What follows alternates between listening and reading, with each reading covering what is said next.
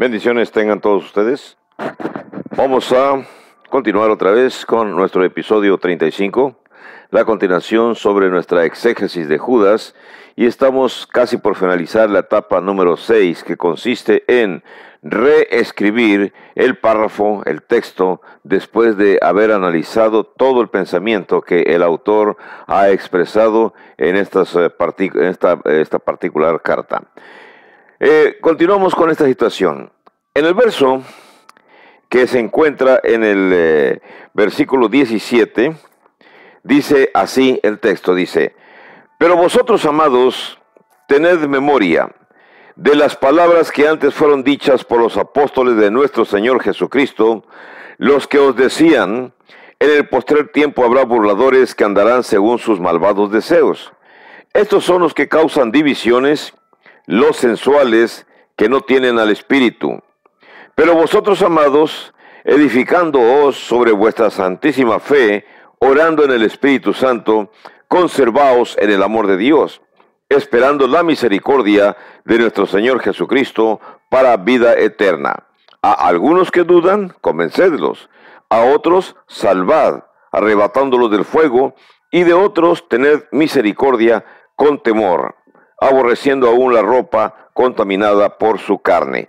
Vamos a ver hasta dónde avanzamos en estos momentos, lo que tengo aquí en el pizarrón. La primera frase, recuerden otra vez, estamos reescribiendo, siguiendo un modelo diferente a como viene en la Biblia. Son las mismas palabras, pero las estamos acomodando de tal forma que las ideas las vamos separando de tal forma. Obviamente este es un trabajo de una manera. Usted, cuando haga su análisis, cuando haga su exégesis, usted podrá acomodar la idea que vaya encontrando. Este solamente es un ejemplo de una carta, pero puede usted buscar en Romanos, en Filipenses, Colosenses, cualquier libro, usted puede hacer la misma exégesis. Como esto es un ejemplo, en las siguientes presentaciones, cuando veamos algún otro libro, ya no voy a mostrar esta acción, sino que ya me voy a ir directo a la presentación de la clase. Pero en estos momentos es necesario para que sepan ustedes cómo le hice, pues, cómo me fui enseñado, cómo aprendí a hacerlo, y ahora yo se lo estoy transmitiendo a ustedes para que sepan cómo hacerlo. El pero es un conectivo, es una frase, es una palabra que nos está conectando con la idea expresada en los videos anteriores. Después de que Judas explicó acerca de las personas ingratas que habían ingresado a la congregación en el versículo 4, está dando la serie de consejos de cómo enfrentarse a ellos. Judas no está diciendo a la congregación que él va a venir para tomar cartas en el asunto y para resolver o para hacer una campaña de predicaciones para resolver los problemas que hay en la congregación. No va a ser eso Judas. Judas le está diciendo a la congregación los pasos específicos que la congregación debe de tomar para resolver los asuntos. Y esto es bien importante. No esperemos que vengan personas de fuera, hermanos de fuera con muy buena intención, para que tengan injerencia en los asuntos que corresponden netamente a la congregación. Recuerde usted el dicho: los trapos sucios se lavan en casa. Entonces, este es un problema que ha surgido en la congregación. Le solicitaron o le informaron a Judas acerca de la situación, y Judas les dice: hagan número 1, número 2, número 3, número 4, y estos son los pasos que tienen que seguir para enfrentar esa situación. Así que continuamos. Lo primero que Judas les dice en esta sección es: tengan memoria de las palabras. Vosotros, amados. Si les vuelve a repetir otra vez la palabra de amados, nuevamente reafirma la idea que en un principio se expuso, que la congregación tiene nexos de unión muy fuertes con Judas. La congregación y Judas son bien conocidos mutuamente. La congregación ama a Judas, debió de haber sido su formador, debió haber sido el que inició la congregación, y Judas ama a los miembros de la congregación. Y ellos se sienten con la suficiente confianza para solicitar el consejo para resolver el problema. Así que la frase amados indica relación muy cercana relación muy concreta entre el escritor y los receptores de la carta. Tened memoria de las palabras.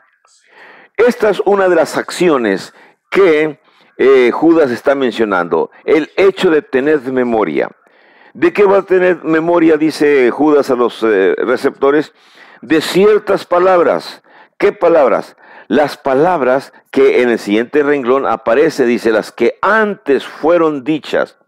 Entonces son palabras que ellos recibieron en el pasado, son consejos que recibieron en el pasado, son instrucciones de cómo debe manejarse una congregación en el pasado. Pero Judas especifica qué pasó en ese pasado. No sabemos si es pasado cercano, 1 o 2 años, o pasado más remoto, 8 o 9 años, 10 años. No sabemos cuándo, pero la idea que se presenta aquí es que recibieron la visita de los apóstoles de nuestro Señor Jesucristo. O bien recibieron la visita de algunos apóstoles, no creo, no es posible, no puedo aceptar que todos hayan ido en grupo, en conjunto. Los apóstoles, cada uno de ellos, vamos a decir que tomaron rumbos distintos para tener mayor amplitud en la expansión del Evangelio. El hecho de ir todos en grupo a realizar una actividad y después de ahí salir y ir a otra actividad, imagínense a todos los apóstoles yendo a Éfeso a formar una congregación, y después todos los apóstoles yendo a Galacia a formar otra congregación, y después yendo a Corinto y formar otra congregación. Demasiados son los gastos, demasiado la gente que se está movilizando, despertaría muchas sospechas por parte del Imperio Romano el observar un grupo numeroso de personas que están viajando por todo el imperio. Y recuerden, los romanos son muy susceptibles, son muy cuidadosos de cuidar la paz romana. Entonces causaría sospechas, se imaginarían que se está gestando alguna revolución, alguna guerra de independencia, cosa que los romanos en su gobierno, en su territorio, no quieren en estos momentos, no les interesa estar sofocando insurrecciones. Así que mientras menor sea el número que viaja, 2 o 3 personas, no causan sospechas porque andan muchos comerciantes viajando por las carreteras romanas. Así que debió de haber sido algunos apóstoles de nuestro Señor Jesucristo. Me atrevo a decir que fueron personalmente a decir ciertas palabras, pero también existe la otra circunstancia, que Judas se refiera a las palabras que fueron dichas en las cartas que escribieron los demás apóstoles. Y cuando decimos los demás apóstoles, si encontramos el Nuevo Testamento, vamos a encontrar cartas de Juan, cartas de Pedro, cartas de Pablo. Entonces, si existían esas cartas, ya estaban circulando y recibían copias, podemos aceptar la idea también que ellos, los receptores de la carta, recibieron las palabras de estos apóstoles en la forma de los rollos escritos. Cualquiera de las dos circunstancias, si algunos apóstoles fueron personalmente a visitar la congregación que Judas estableció, o si recibieron las cartas, copias de las cartas que fueron escritas, no afecta nuestra interpretación. La idea es que la congregación está bien ilustrada, está bien educada, ha recibido suficiente información por personajes que son importantes. Son los apóstoles, son los enviados de nuestro Señor Jesucristo. ¿Qué enseñanza les daban los apóstoles respecto a sucesos como lo que se menciona en el versículo 4 de las personas que entraron subrepticiamente a la congregación? Bueno, el apóstol, el escritor Judas nos dice, los cuales os decían. ¿Qué es lo que les decían a ellos? Recuerden que el español de España, un poco diferente a nuestro español latinoamericano, pero es entendible. Los cuales os decían en el postrer de los tiempos, o en los postreros tiempos, como quiera que sea, quiere decir en el final de los tiempos o después de que los apóstoles les enseñen. Muy bien, ¿y qué es lo que va a suceder? Dice, va a haber burladores. Este párrafo interesantísimo en el versículo 17, 18 dice, en el proceso de tiempo habrá burladores. Burlador es la persona obviamente que no lleva intenciones correctas, sino que es para él todo lo demás no tiene importancia porque es un adorador del yo-yo, es un egoísta. Esos burladores andarán viajando por todo el territorio. Y ya sabemos que había, por ejemplo, los judaizantes, que donde quiera que iba Pablo, ellos iban detrás de Pablo, no literalmente e inmediatamente, sino que Pablo llegaba a alguna congregación, particularmente en Galacia, forma la congregación, y después de que Pablo los deja ya establecidos en Galacia, recuerden la carta de los Gálatas, entonces se retiran. Y se retira Pablo con sus colaboradores. Y posteriormente llega un grupo de judíos, cristianos también convertidos, pero que todavía tienen arraigada la idea de que todos los cristianos también deben de circuncidarse y también deben de guardar las fiestas que el judaísmo está guardando. Entonces llegan a Galacia, ya sabemos eso, pero no, nada más voy a dar una breve explicación no muy amplia, y entonces comienzan a decir a la congregación que aparte de ser salvados por la gracia, así como Pablo les enseñó, que también ellos tienen que circuncidarse, los niños al 8º día, y las mujeres, bueno, ser presentadas también en su templo, en su sinagoga, a cierto tiempo, creo que son a los 3 meses las mujeres, y los niños a los 8 días, para ser circuncidados. Debían de hacer esas actividades, debían de respetar las fiestas que en las sinagogas establecidas a lo largo y ancho del imperio, debían de practicar casi las mismas cosas que se hacían en el templo en Jerusalén. Así que entonces llegan estos judaizantes y imagínense decirle a los judíos, a los cristianos convertidos en Galacia, que pues que aparte de la enseñanza de Pablo, también tienen que hacer esas prácticas. ¿Fueron convencidos algunos? Claro que sí, ese fue el motivo de la carta a los Gálatas. Y cuando Pablo les dice insensatos, dice, después de haber recibido la gracia, dice, ahora queréis regresar o retornar a practicar las cuestiones de la ley del Antiguo Testamento. Como es otra, nada más lo menciono para mencionar esta cuestión de personas que van y llevan enseñanzas diferentes, doctrinas diferentes, ideas diferentes a los grupos. Entonces Pablo prácticamente le dice a los Gálatas en aquella carta que todos esos tendrán un castigo tremendo. Pero aquí es lo mismo. Esos burladores, dice el párrafo, van a andar según sus malvados deseos. Y los apóstoles les dijeron a ellos que estuvieran cuidado, porque los que iban llegando, sus deseos no eran nobles. Si no eran nobles y los califican como malvados deseos, quiere decir que ya vienen con intenciones en sus mentes. Intenciones, ahorita vamos a mirar cuáles son esas intenciones que aquí se mencionan, pero ahorita las mencionamos otra vez. Andarán según sus malvados deseos. ¿Qué clase de deseos? Bueno, Judas otra vez vuelve a retomar el pronombre estos, para refiriéndose a las personas que van a ingresar, en plural. Entonces, no es uno, son más de dos. Son más de dos que son los que hacen ciertas actividades en los ágapes y se burlan de la congregación. Dice el párrafo que estamos analizando, son los que causan divisiones. Entonces, las divisiones son parte de los malvados deseos.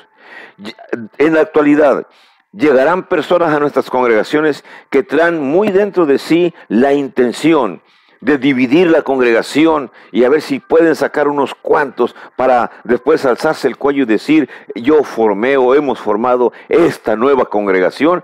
Sí va a haber, sí va a existir, sí existe en la actualidad. Existen este tipo de personas. ¿Son hermanos, son miembros de la iglesia? Bueno, en la actualidad sí son hermanos, miembros de la iglesia, pero traen pensamientos diferentes de cómo debe establecerse una congregación. No practican esta acción, la cual Dios no está de acuerdo. Cuando se hace con enojos en las congregaciones, prácticamente como, vamos a decir, un lobo robándose las lobas de otra manada para formar su propia manada, que es algo que sucede en la naturaleza. Y entre los humanos, bueno, también sucede. Los apóstoles entonces ponen el alto, ponen en aviso, ponen en advertencia a los que reciben la carta. ¿Qué más, qué características tienen estas personas? Bueno, los apóstoles mencionan que son sensuales. Sensuales da la idea de mundanos. O sea, ¿son cristianos? Sí, pero tienen características todavía mundanos. Todavía no se han transformado totalmente. Porque tienen poco tiempo de cristianos o porque simplemente son personas que tienen la costumbre de hacer su propia voluntad donde quiera que andan. Recuerden que ya miramos en videos anteriores que son como las estrellas errantes, andan de aquí para allá. Uso la frase de congregación en congregación. ¿Existen? Claro que sí existen. Ahora, no se trata de las personas que viajan de alguna ciudad hacia otra ciudad para restablecerse por cuestiones de trabajo. Hablamos de personas en la misma localidad que simplemente por un enojo, por una discusión, por un pequeño problema entre ellos mismos dicen, bueno, mejor me voy, ya no quiero estar aquí. Pero es posible, no quiero decir que sea exactamente esa la razón, es posible que ya cuando ingresaron ya venían con esa intención de provocar un cisma, una división, un problema en la congregación. Son sensuales, actúan como los mundanos, que no tienen al Espíritu. Esta acusación de los apóstoles es bastante dura de aceptar. Si no tienen al Espíritu, casi nos está diciendo que los que llegaron no tienen el bautismo correcto, no fueron bautizados, no fueron entregados al Señor, no fueron perdonados sus pecados en forma correcta. O sí recibieron el Espíritu Santo cuando fueron bautizados, pero con sus actitudes han hecho que el Espíritu Santo huya de ellos, se retire. Recuerden que el Espíritu Santo puede ser entristecido por las acciones o las actitudes de cristianos que no actúan correctamente. Vuelvo otra vez a hacer énfasis, Judas dice, pero ustedes, amados hermanos, ustedes, los receptores de la carta, ustedes tienen una actividad o varias actividades que realizar para soportar el embate de esas personas que han ingresado a la congregación. ¿Qué es lo que tienen que realizar? Y Judas no les dice, yo voy a ir para edificarlos, yo voy a ir para orar por ustedes, yo voy a ir para conservarlos, yo voy a ir para que hacerlos que esperen, sino que Judas les dice, estas son las acciones inmediatas que tienen que tomar. Número 1, edifíquense. He explicado constantemente, pero la repetición es una buena técnica de enseñanza, técnica pedagógica. Edifíquense, edifican dos. Bueno, ¿y cómo deben de edificarse? Con el estudio constante, con el análisis constante, con participar constantemente en las Sagradas Escrituras.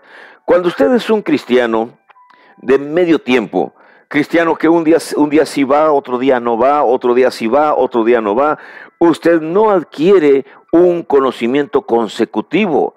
Por eso la fe de muchos cristianos es una fe debilucha, porque no se alimentan constantemente, no se alimentan como debe de ser. Son faltistas de miércoles, faltistas de domingos, faltistas de los días que han planeado en su congregación para reunirse.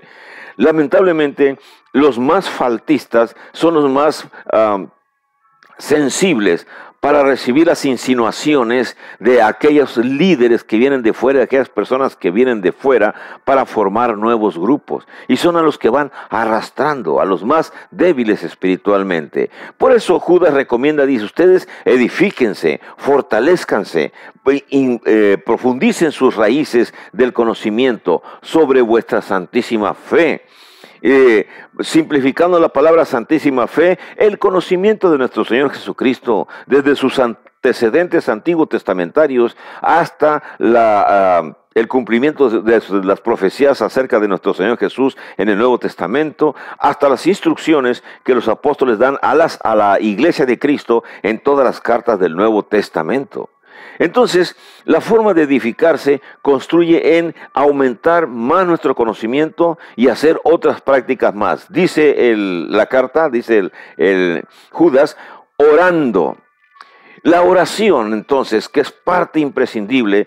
Cuando dé mi clase de Filipenses, les voy a enseñar a ustedes también ahí cómo Pablo hace énfasis en la defensa, las armas que el cristiano tiene y que a veces no hace uso para poder ser fuerte. La oración es parte imprescindible en la fortaleza del cristiano. Un cristiano que no ora no es un cristiano fuerte, pero un cristiano que constantemente está en comunicación con nuestro Dios mantiene su fortaleza. Su oración en el Espíritu Santo, en forma correcta, en forma adecuada. Conservaos. Ya he explicado qué significa hacer conservas de alimentos y una metáfora, una ilustración para que entendamos cómo nos vamos nosotros a conservar, como si fuéramos frutas que nos metemos dentro de un frasco y somos tapados herméticamente y ahí estamos conservados en el amor de Dios, guardados en el amor de Dios. No abrir la entrada, no dar la entrada a las bacterias que ingresan y que pueden contaminar el contenido. Lo mismo es el tipo de personas que ingresaron. Si estamos conservados en el amor de Dios, versículo 4 de Judas nos dice que ingresaron ciertas personas, son como las bacterias malignas que contaminan los alimentos que han estado en conserva por mucho tiempo. Se abre la conserva, las bacterias ingresan y tenemos que mantener los alimentos bajo refrigeración para evitar la proliferación de esas bacterias que van a descomponer los alimentos conservados. Bueno, lo mismo en una congregación. Si nos conservamos en el amor de Dios, entonces esas bacterias que ingresan, esas personas que entran, tienen que estar congeladas, frías, para que no se desarrollen y no causen problemas dentro de la congregación. ¿Qué más tiene que hacer ese grupo? Mantenerse a la espera. ¿Qué es lo que vamos a estar esperando? La presencia, la llegada de nuestro Señor Jesucristo. Si mañana va a llegar el Señor Jesucristo, hoy tengo que vivir este día, mi último día, con toda fidelidad, porque mañana viene el Señor. Bueno, y si no viene mañana, bueno, entonces mañana, si no viene, mañana tengo que vivir con toda fidelidad porque puede venir pasado mañana. Y si tampoco viene, ¿me agarra usted la idea? O sea que hay que estar constantemente entregados al Señor porque no sabemos cuándo es el día de su próxima venida y no queremos que Dios nos encuentre desprevenidos. Por eso vamos a estar esperando la misericordia de nuestro Señor Jesucristo porque Él viene ya con un plan, tiene un proyecto de vida. ¿Cuál es el proyecto que trae el Señor? Llevarnos con el Padre para darnos vida eterna con el Señor. Bueno, y los que ingresaron, ¿qué van a recibir? Castigo eterno. En este caso, los vosotros amados son los que se mantienen fieles. ¿Qué van a recibir? Vida eterna. Pero los otros, ya miramos los ejemplos de Sodoma y Gomorra, de los ángeles caídos y de los de Coré que se enfrentaron con Moisés, que ellos recibieron la muerte, recibieron castigo eterno. Bien, dice más el autor, y aquí es donde es algo importante para usted, hermano cristiano, hermano de la Iglesia de Cristo. Si usted ya es un hombre ferviente, una persona ferviente en el Señor, no le deje la carga a su hermano predicador. Usted también va a participar realizando estas actividades en el equipo de trabajo, en el equipo que está bien cohesionado, bien unido. Tienen que trabajar. ¿Cómo? Hay 3 grupos de personas de los que se van perdiendo. Hay unos que dudan.